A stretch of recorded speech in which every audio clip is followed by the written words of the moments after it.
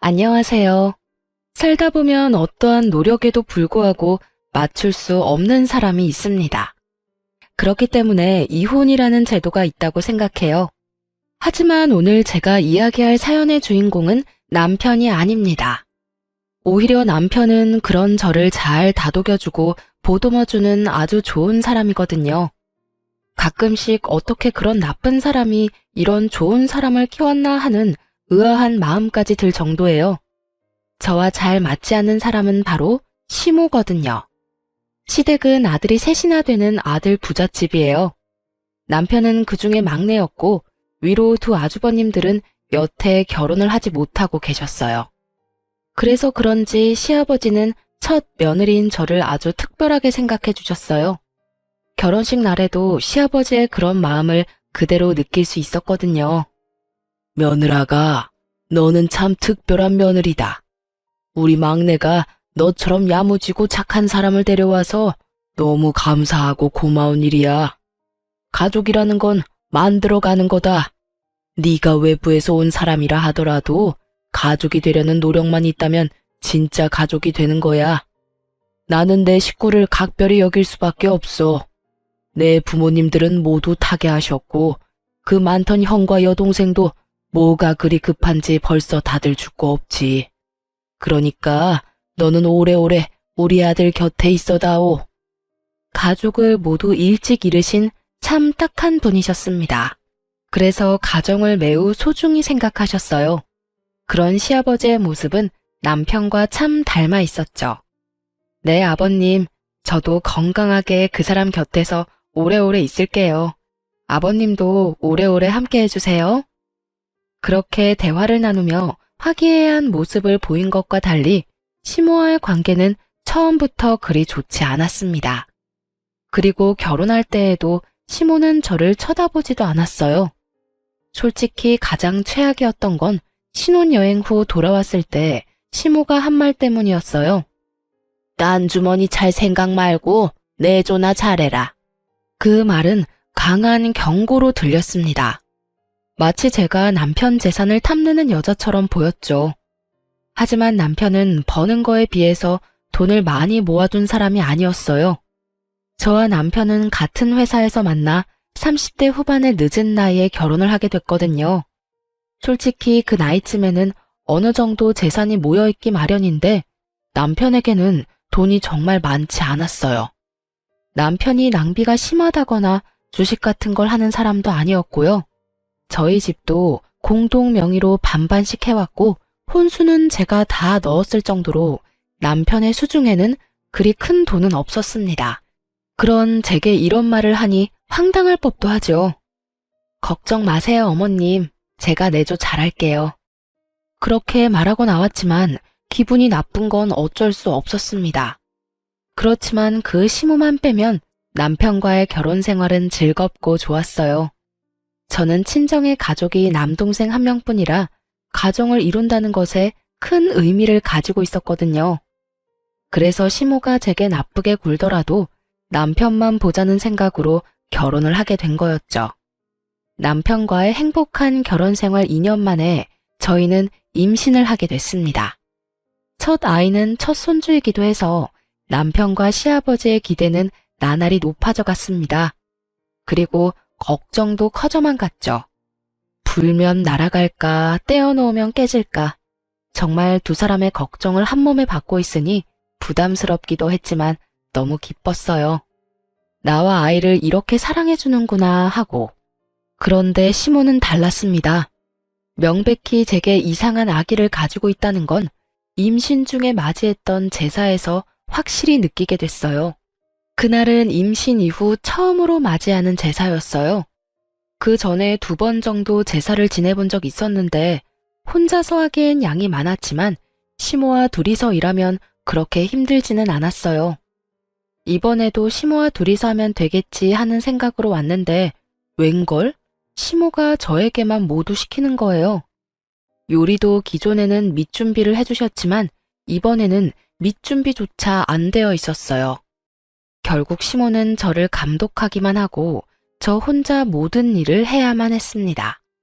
남편이나 시아버지가 보이는 상황이었다면 도움이라도 요청할 수 있었는데 시댁 집 구조가 부엌이 거실에서 안 보이는 곳에 있어서 얼굴도 한번 볼 수 없었어요. 저는 슬슬 걱정이 되기 시작했습니다. 임신 20주의 산부인과에서 자궁 경부 길이를 측정했는데 2.7cm로 아슬아슬하게 위험하다는 진단을 의사로부터 받았거든요.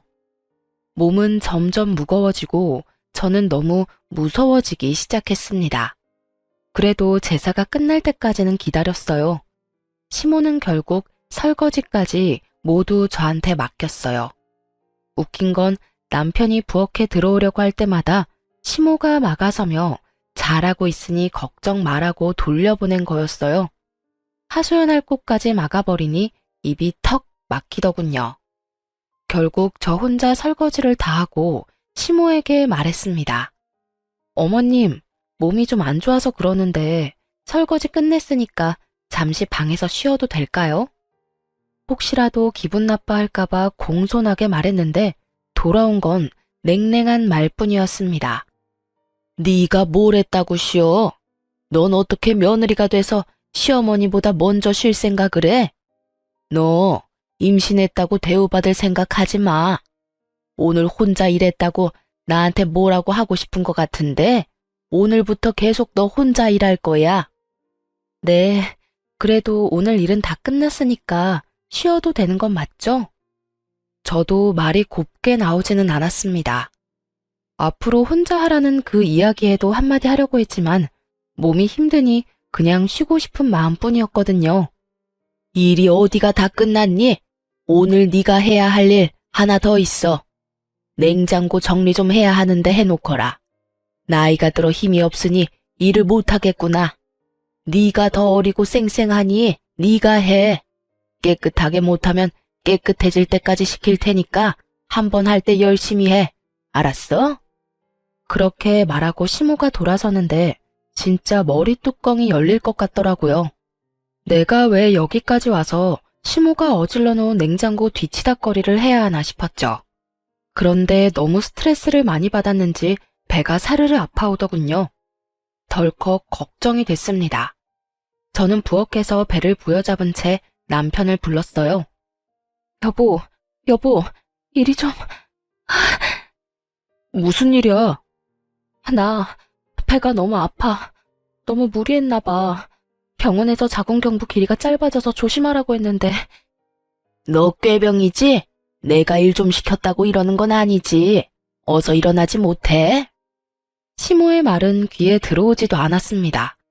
아이가 잘못될까봐 그것만 걱정됐어요. 많이 안 좋아? 병원 가자. 내가 부축할게. 걸을 수 있겠어? 결국 시댁은 한바탕 뒤집어졌습니다.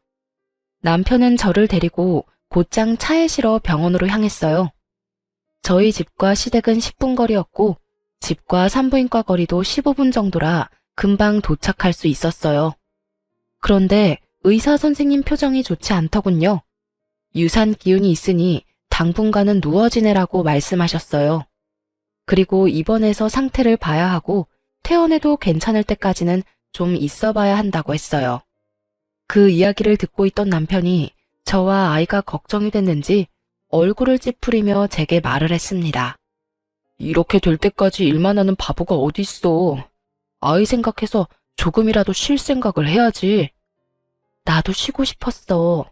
그런데 쉴 수가 없었단 말이야. 어머니는? 어머니도 같이 일하셨잖아.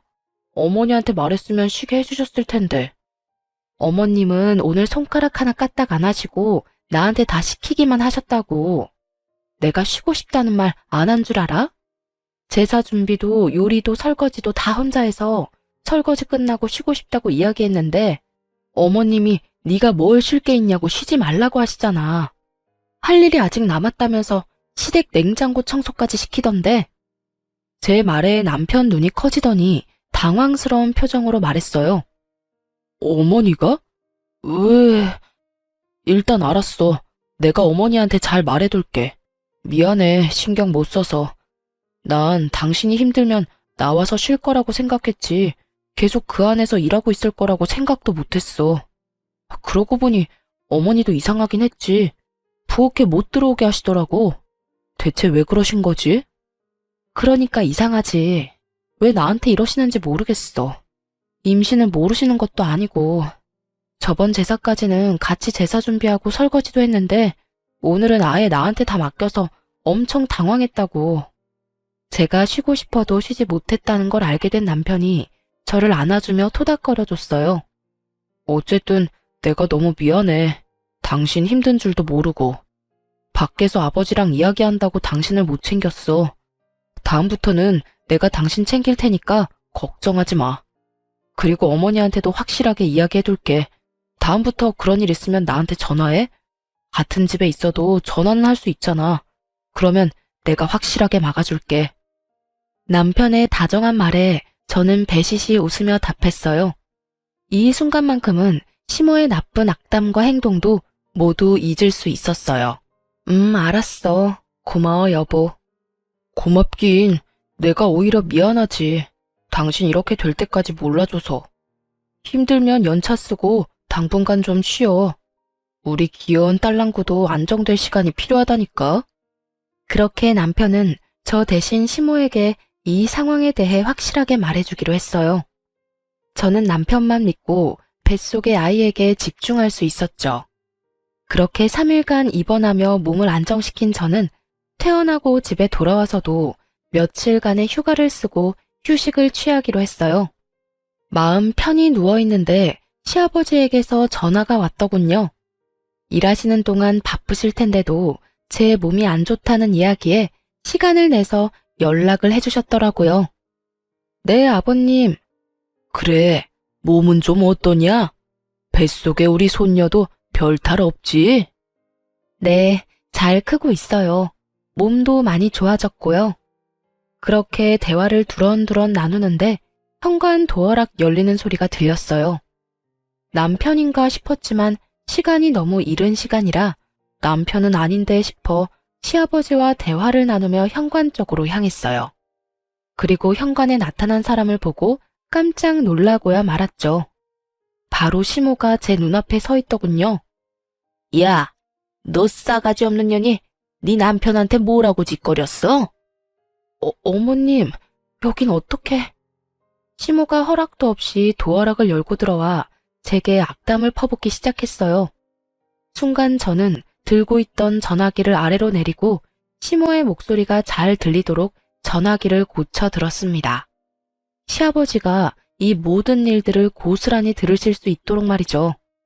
그것도 모른 채 시모가 말을 하더군요. 내가 제사 준비에 설거지에 냉장고 청소까지 시켰다고 네가 일렀지? 그런데 그게 무슨 잘못이야?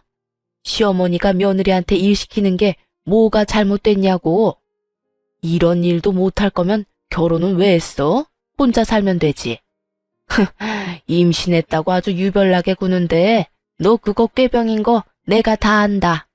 너 때문에 나만 이게 무슨 꼴이냐고. 어머님, 갑자기 무슨 말씀이세요? 진정하고 말씀하세요. 진정은 무슨? 네가 일하기 싫어서 꾀병 부린 걸로 내가 왜 한 소리 들어야 해? 시집살이 네가 덜 당해봐서 모르지? 오늘부터 너희 집 살면서 시집살이가 뭔지 가르쳐 줄까? 새파랗게 어린 년이 남편만 믿고 어디서 어른한테 수작질이야? 내가 그렇게 만만해 보였어? 어머님, 꾀병이 아니라 병원에서 이미 진단이 난 사항이에요. 잘못하면 조산될 수도 있다고요. 지금 이렇게 서서 어머님한테 추궁받고 있는 이 상황도 저한테는 그렇게 좋은 상황이 아니에요. 다시 스트레스 받으면 또 병원에 가야 할 수도 있다고요. 오호라, 이번에도 네 서방한테 내 잘못이라고 일러바치려고? 오늘 내가 네 버르장머리를 고쳐놔야지 가만히 놔둬서 될 일이 아니었어. 애저녁에 정신교육을 똑바로 시켰어야 했는데. 시모가 제게 다가오려는데 시모의 전화가 울렸습니다. 흠칫하던 시모가 전화기를 보더니 저를 한 번 더 보더군요. 그리고는 스피커폰으로 전화를 받았습니다. 네, 여보. 당신 지금 뭐 하는 짓이야? 네? 그게 무슨 말이에요? 뭘 하다뇨? 지금 임신한 며느리한테 못된 시어머니 노릇하려고 그 집에 가서 그딴 말 하고 있는 거야? 당신이 생각이 있는 사람이야, 없는 사람이야? 이제 막 애가 잘못될 뻔한 며느리한테 찾아가서 뭐? 어떻게 알았어요? 내가 아들 집에 와 있는 거. 치치미를 뚝 떼던 시모의 얼굴에서 여유가 사라졌어요. 그리고는 저희 집 주변을 두리번 살피더군요. 시아버지가 여기 있나 싶은 마음에 놀라서 확인하는 것처럼 보였어요. 내가 어떻게 알았는지 그게 왜 중요해? 지금 중요한 건 당신 행실이야. 어른이 돼서는 어린 며느리를 그렇게 쥐잡도록 잡고 시집살이? 세상이 어떤 세상인데 시집살이를 시켜? 하나뿐인 며느리야. 귀하게 여기지는 못할 망정 이렇게 사람을 괴롭히고 있으니 제삿날에도 설마 당신이 일부러 새하기 쉬지도 못하게 만들었어? 아유, 아니에요. 제가 무슨 며느리를 쥐잡듯이 잡아요. 나는 그저 지 남편 시켜서 저한테 한 소리 한 게 화가 나서. 뭐? 그 착한 놈이 당신한테 말할 정도면 당신이 잘못을 했겠지. 내가 이번 일 그냥 안 넘어갈 거야. 애가 잘못되기라도 하면 어쩔 뻔했어. 귀한 우리 손녀딸이 뱃속에서 놀라서 큰일이라도 났으면 어쩔 뻔했냐고. 당장 집에 들어와서 조용히 있어. 알아들어? 알았어요, 알았어. 집에 가 있을게요. 전화 끊지 말고 나와. 나와서 집에 들어가서 둘째 바꿔. 전화 끊기면 당신이 다시 며느리한테 가서 드자비질 하는 걸로 간주할 테니까 전화 안 끊기도록 조심해. 결국 시모는 시부의 전화를 끊지도 못하고 저를 죽일 듯이 노려보고 밖으로 나갔습니다. 저는 그제야 안도의 숨을 휴 하고 내쉬었어요. 순간적으로 생각난 방법이었는데 너무 다행스럽게도 시부가 전화를 해주시는 바람에 시모를 물러나게 할 수 있었죠. 30분 뒤에 시아버지에게 전화가 왔어요. 그래 아가, 괜찮니? 앞으로는 이런 일 없을 거다. 혹시 여태까지 이런 일 당한 적 많았어? 저를 싫어하신다고 느끼긴 했지만 이 정도로 화나신 건 처음이에요. 고맙습니다, 아버님. 고맙긴. 다음에도 이런 일 있으면 곧장 나한테 연락하거라. 여편네가 이상해졌어. 여태 그런 적이 없던 사람인데 이상하네. 시아버지도 이상하게 생각할 만큼 시모의 행동은 비상식적인 것이었어요. 그래도 사건은 일단락됐고 시모는 더 이상 저희 집에 오지 않았어요. 그 뒤에 시아버지에게 한 소리 크게 들었나 봐요. 그렇게 저는 37주 차에 여자아이를 낳았어요. 딸 귀한 집 딸이라 시아버지와 남편은 얼굴에 웃음꽃이 가득 피었죠. 잘했다. 예쁜 손녀 보니 기분이 좋구나. 집에 애가 있으면 분위기가 또 다르지. 자, 이거 받거라. 선물이다. 시아버지가 주신 것은 금팔찌였습니다. 첫 손주 출산이라고 시아버지께서 준비하신 거였어요. 아버님, 감사해요. 잘 보관할게요. 아이 낳는 것보다 키우는 게 더 어려울 게다. 그래도 힘내라. 애기 크는 모습 보면 힘든 게 싹 사라지거든. 아이고, 얼굴이 어찌 이리 예쁜지. 요 녀석 시집 갈 때까지 살아있으면 이 하랩이 눈에 눈물 나겠구만. 온몸으로 딸아이를 좋아하는 시아버지와는 달리 그 일 이후로 저와는 완전히 서먹해진 시모는 차가운 바람이 싱싱 불고 있는 상황이었어요. 아무리 딸 그래도 아들이 있어야죠. 아들 하나 못 낳았는데 무슨 금팔찌를 줘요? 그런 건 아들 낳고 줘도 되는데. 넌 좋겠구나. 딸 낳고도 좋아해주는 시아버지 둬서. 날카로운 말에 저는 말을 아꼈습니다. 이 좋은 날 제가 무슨 말을 해도 민감하게 반응할 것 같았거든요. 때로는 들이받는 것보다 피하는 게 나을 때도 있으니까요. 그렇게 저는 육아휴직을 쓰고 아이를 키우게 됐어요.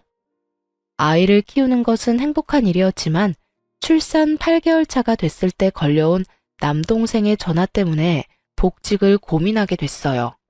바로 동생의 결혼 소식이었습니다.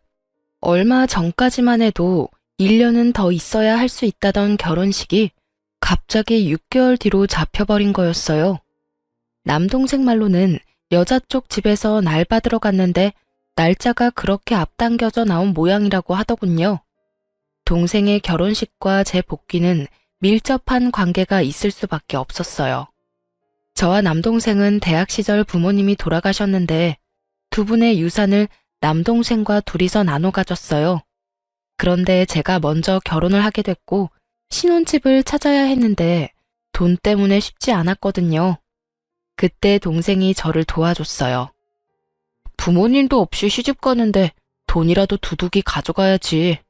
가족이라고는 나뿐인데 내가 누나를 안 챙겨주면 어떡해?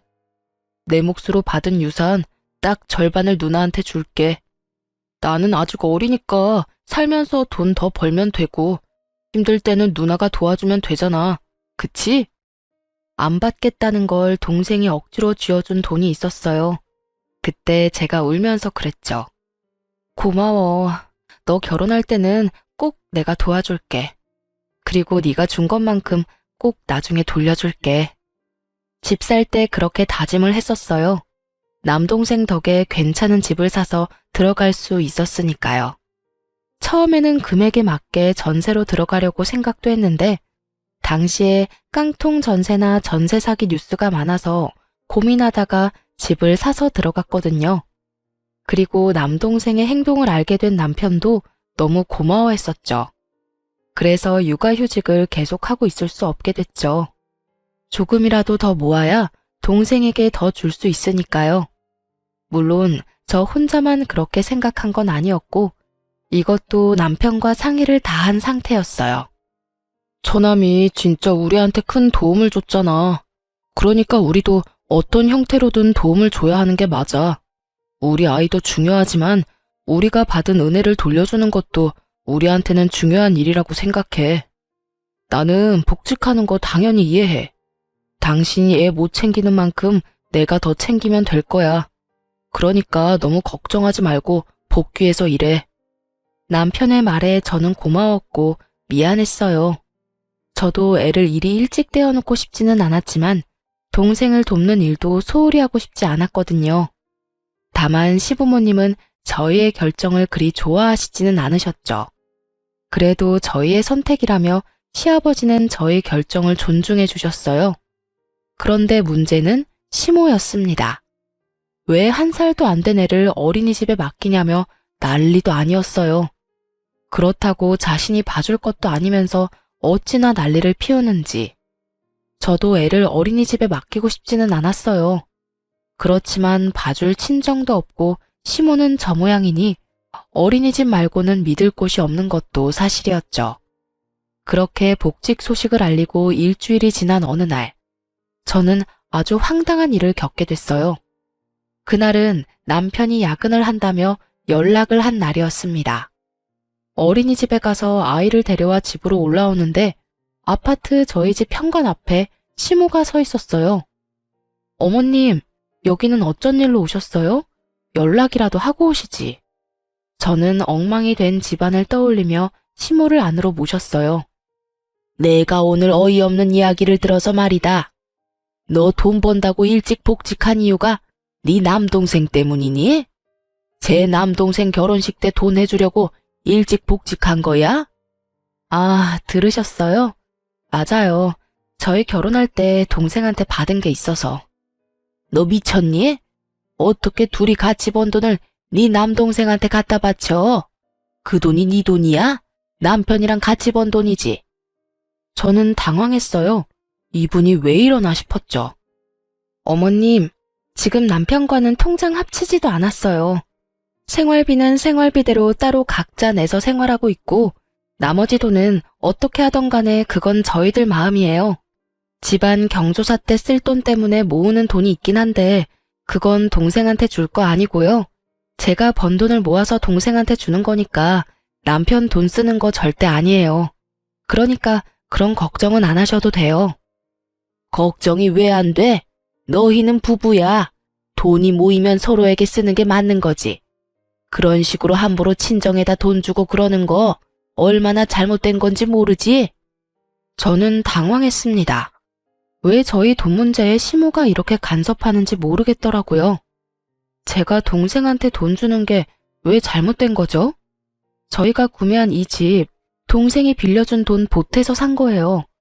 원래라면 돌려줘야 할 돈인데 저희 사정이 그러지 못하니 결혼식 축의금이라도 좀 더 챙겨주려는 것뿐이에요.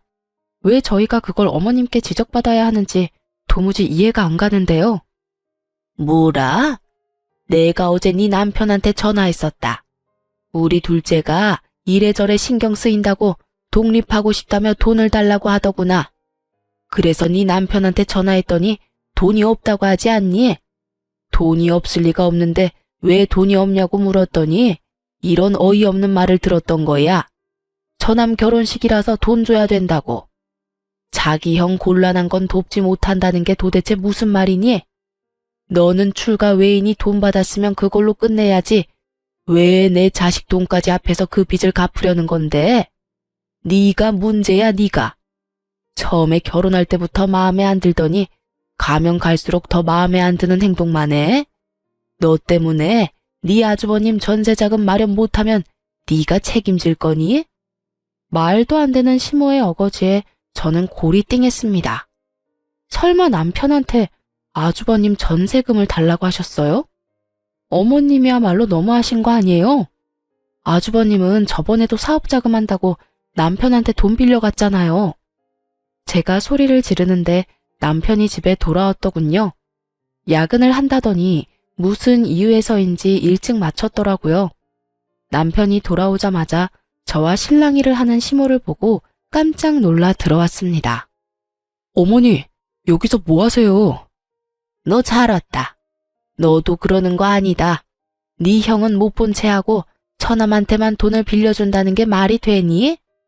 제 가족 놔두고 남의 가족을 챙겨?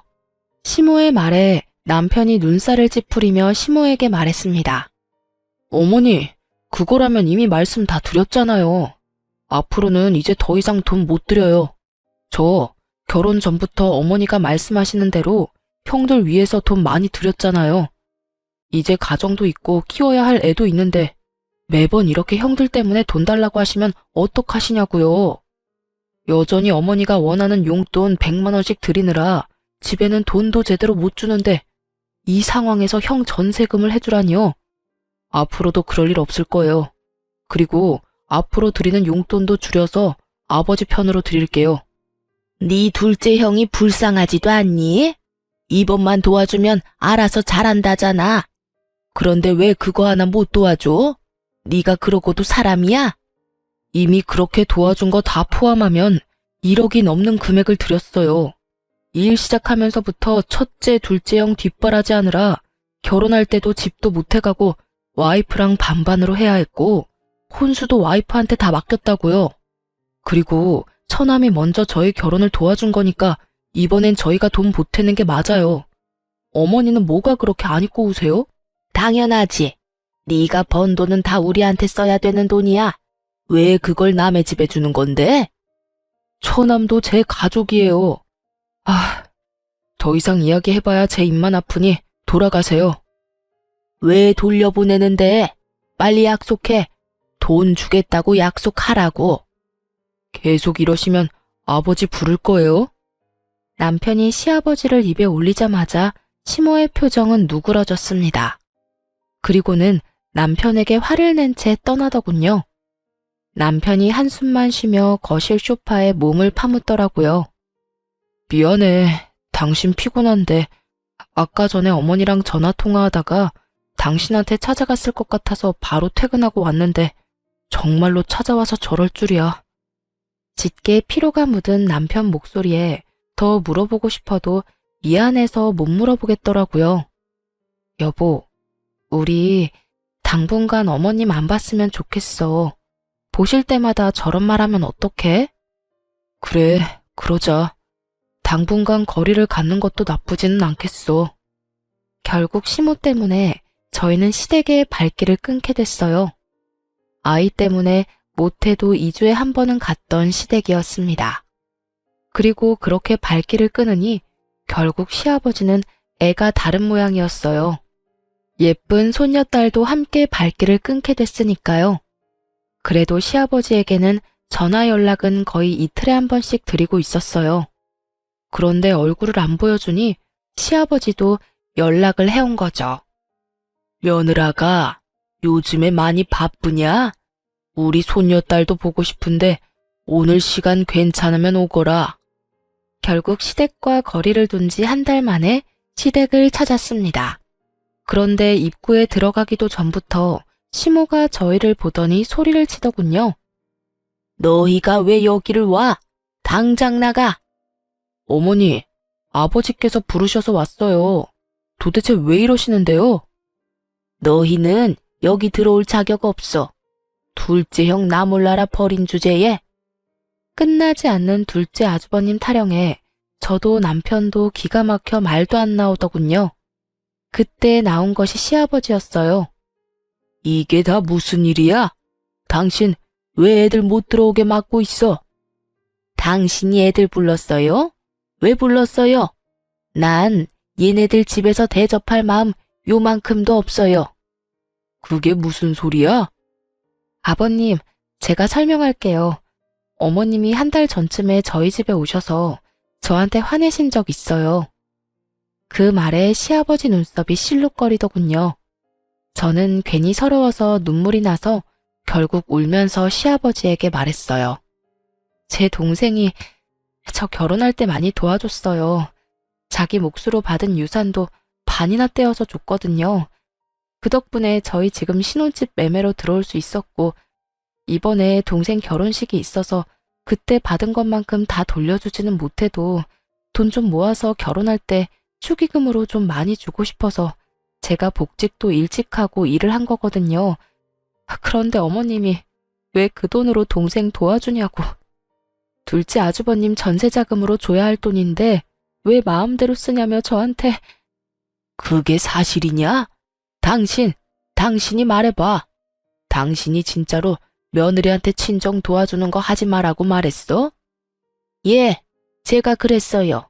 그게 뭐 잘못됐어요? 결혼해서 집 나왔으면 출가 외인이에요. 게다가 변변한 친정도 없으면서 번 돈을 모두 친정해 준다잖아요. 게다가 막내도 막내지. 내가 둘째 형 전세금 도와달라고 했더니 안 된다면서 매몰차게 거절하더니 여기는 무슨 낯짝으로 찾은 거야? 당신이야말로 무슨 낯짝으로 거길 찾아가? 내가 저번에도 이야기했지.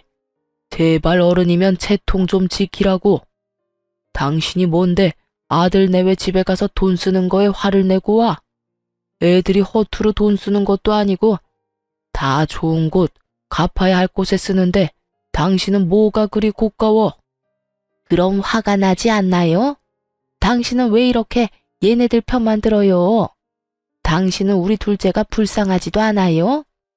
그 나이가 되도록 제대로 된 지원도 못 받고 결국은 저렇게 혼자 남은 애가 불쌍하지도 않냐고.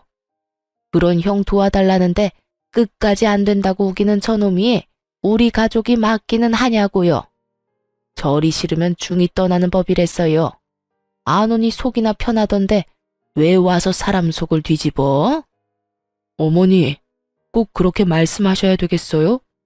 여태껏 둘째 형 사업 자금이라며 빌려달라고 한 돈이 얼마인지 아시기는 하냐고요. 저요, 그 돈 받을 생각도 안 하고 빌려줬어요. 그래도 내 가족이고 어머니 부탁이었으니까. 그런데 지금 제 꼴을 좀 보세요.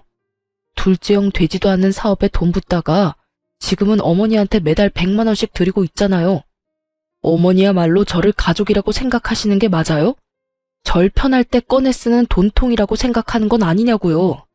매번 형님들 때문에 주머니 털리는 제 기분은 생각도 안 해보셨죠? 뭐? 이건 또 무슨 말이야? 왜 당신이 아들한테 돈을 100만 원씩 받아? 여보, 그게... 아니, 둘째가 그때 사업한다고 설쳤을 때 돈 좀 빌려달라고 해서 대출 받아서 좀 빌려줬어요. 애가 잘 되면 갚겠다고 했는데 잘 안 되는 바람에 빚이 고스란히 남아서 막내한테 돈 좀 달라고 했죠. 솔직히 여태 이만큼 키워줬으면 그 정도는 해줘야 하는 거 아니에요? 뭐야? 지금 당신 미쳤어? 대출을 막내한테 대신 갚게 한 거야? 미치지 않고서야 이런 짓을 할 리가 없지. 설마 당신 친자식이 아니라고 이런 짓을 한 거야? 내가 뭐라고 그랬어? 나랑 가장 가까웠던 동생의 아들이라고 친자식처럼 잘 대해주라 했더니 설마 뒤에서 그런 짓을 했다고? 남의 자식한테 내 자식 뒤치다꺼리 맡기는 게 도대체 무슨 짓이냐고? 말해봐라 막내야. 왜 네가 번 돈을 다 줬어? 그런 일 있으면 나한테 말했어야지. 그래도 키워주셨잖아요. 어떻게 모른 채 해요? 키워준 은혜라고 생각하며 드린 거예요. 얼마 전에 아내한테까지 돈 문제로 막말하시는 거 보고 더 이상 안 드리겠다고 했더니 화를 엄청 내고 돌아가셨고요. 듣고 있던 저는 이야기에 따라가기가 힘들었어요. 남편이 친자식이 아니라니. 시모에게의 남편은 자식이 아니라 시조카였던 거예요. 그러고 보니 유독 시모가 저에게 못되게 굴고 남편에게 돈을 뜯어낸 게 다시 보이기 시작했어요. 그리고 저에게 못되게 군 것도 손녀딸에게 애정이 없었던 이유도 모두 이해가 갔죠. 제가 있어서 남편 돈을 온전히 다 못 받으니까 저와의 결혼 자체를 탐탁치 않게 생각한 거예요. 남편이 저와 결혼하지 않았다면 영영 자신의 친자식들을 위한 통장으로 사용했을 거라는 생각을 하니 소름이 쫙 끼치더군요. 착한 남편이 여태 두 형들 뒷바라지하느라 그렇게 돈이 없었구나 생각하니 남편의 주머니 사정도 이해가 갔습니다. 시부의 얼굴은 화가 나는 걸 넘어서서 곧 터질 것처럼 벌겋게 부풀었어요. 이 여편네가 정신이 나갔네 나갔어. 노망이라도 든 거야? 그래서 지금까지 막내를 그렇게 이용해 먹었다 이거냐고? 키워줬다는 이유 하나로? 키워준 은혜 갚는다는 막내한테 돈 뜯어서 당신 자식들한테 돈 갖다 바치고 다 털어먹고? 생각이 있는 거냐고? 내가 저 녀석 제대로 된 인간 노릇할 때까지 돈 한 푼 주지 말라고 한 거 잊었어? 사업에 능력이 없으면 포기하고 다른 직장을 찾아야지. 나이 50이 다 돼가는 놈이 여전히 직장도 없이 집에 빌붙어 살고 그것도 막내 돈으로 속 편하게? 당장 짐 싸. 짐 싸서 둘째 녀석이랑 당신 둘 다 나가. 둘째 너는 제대로 된 직장 얻기 전까지는 집에 한 발짝도 못 들어온다. 얼른 나가. 시아버지의 말에 이 모든 상황을 관망하고 있던 둘째 아주버님이 황급히 나서며 말했어요. 아버지, 저는 잘못 없어요. 다 엄마 혼자 한 행동인데 왜 저한테까지 불똥이 튀어요? 내 말 못 들었냐? 네 놈이 일찌감치 자리 잡고 직장 얻었으면 이럴 일도 없었어. 동생 보기 부끄럽지도 않아? 아니, 이번엔 분명히 괜찮은 아이템이라 성공할 줄 알아서. 아이템 같은 소리하고 자빠졌네. 야, 똑같은 이야기를 벌써 20년째 듣고 있다. 네가 털어먹은 돈이 얼만지 알기나 해? 봐주는 것도 이제 끝이야. 그럼 집은요? 전세금이라도 주셔야 나가죠. 전세금? 네 앞에서 감히 전세금 소리가 나와? 첫 달 월세, 그것만 지원해 줄 테니 다음 달부터는 네가 일해서 월세 갚아. 100만 원 딱 줄 테니까 당장 나가. 배달이든 공사판을 뛰든 뭐든 해서라도 돈 벌어. 여보, 어떻게 그렇게 잔인한 말을 해요? 여태 돌봐줬으면 많이 봐줬어. 계속 끼고 돌고 당신이 막내한테 돈 뜯어다 둘째한테 바치니까 이 녀석이 아직도 정신을 못 차리는 거라고. 어디 감히 집안을 돈 나오는 봉으로 생각해? 그리고 당신도 같이 나가. 나가서 이혼 서류 받을 준비나 해. 시아버지 입에서 나온 이혼이라는 단어에 시모의 낯이 새하얗게 질렸습니다. 네? 여보, 이혼이라니. 안 돼요. 이혼만은 안 된다고요. 뭐가 안 돼? 이번 일로 당신이 우리 집안을 내 가장 소중한 동생과 시조카를 어떻게 생각하는지 잘 알았어. 동생 내외 죽고 그 아이 데려왔을 때 내가 당신한테 부탁했지? 이제 내 가족 중에 단 하나 남은 조카라고. 위로 형이 둘이나 있었지만 자식 남기고 죽은 유일한 내 핏줄이라고. 게다가 눈이 있으면 봐. 막내가 당신한테 얼마나 살뜰하게 잘했는데 친자식보다 더 친자식처럼 섬기고 받들었는데 그런 아이 마음을 이용해서 돈을 뜯어? 네가 인간이야? 귀신도 너보다는 착하겠다. 그러니까 나는 당신 용서 못해.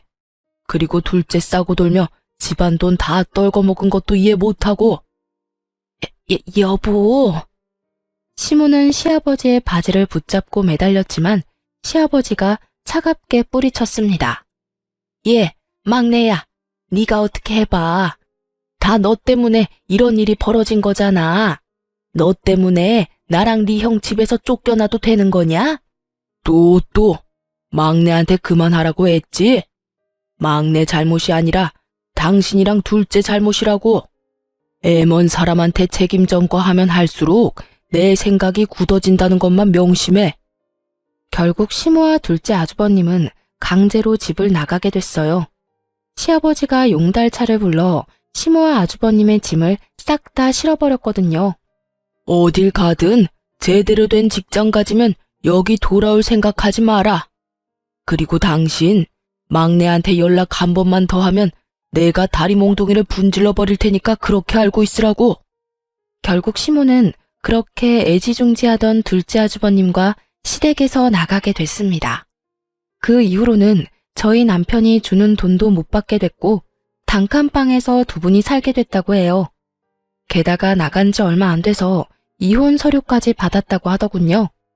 시아버지가 그 이야기를 하며 저한테 그러셨어요. 미안하다. 내가 좀 더 신경 썼더라면 이런 일이 없었을 텐데. 우리 집안 사정 때문에 며느라기 네가 힘들었지? 괜찮아요, 아버님. 저희는 지금이라도 다 바로잡을 수 있어서 다행이라고 생각해요. 그래, 그 두 사람한테 연락 오면 언제든지 나한테 전화하거라. 내가 가서 혼쭐을 내줄 테니까.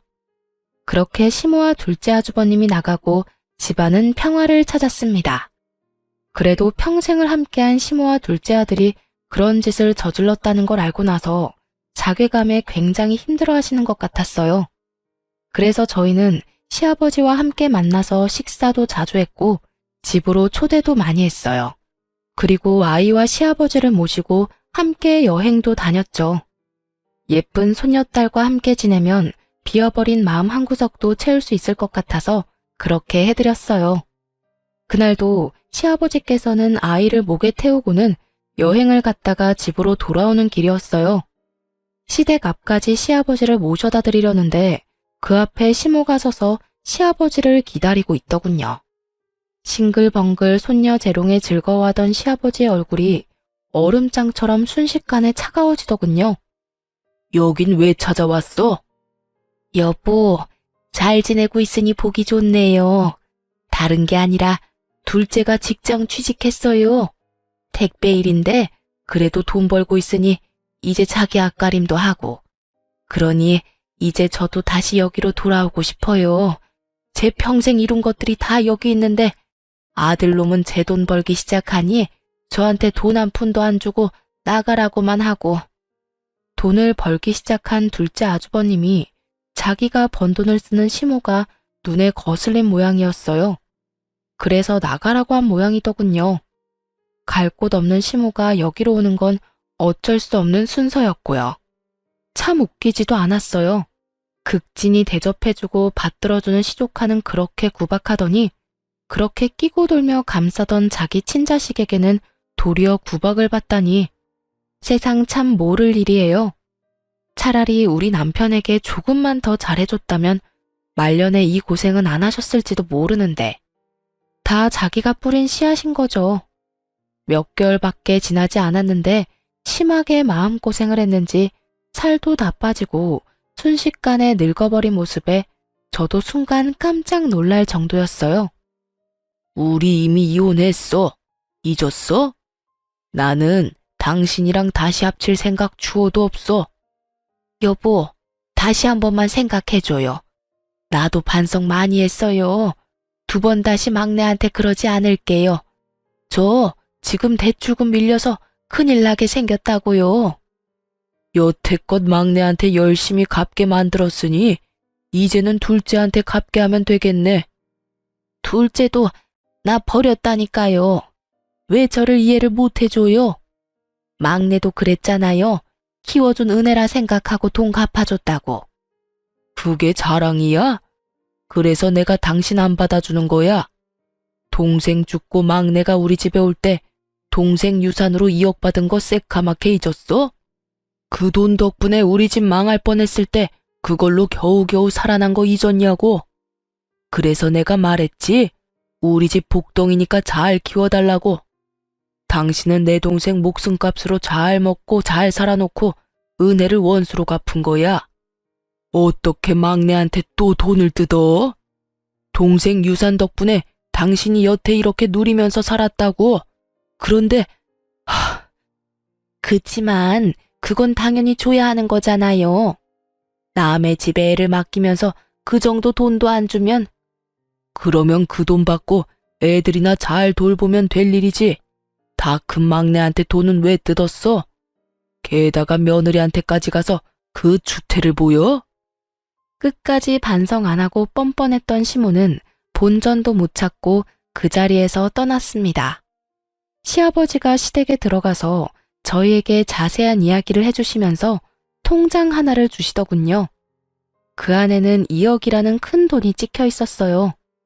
알고 보니 남편 아버지, 그러니까 시아버지의 남동생이 돌아가시면서 유산으로 2억을 남겼다고 해요.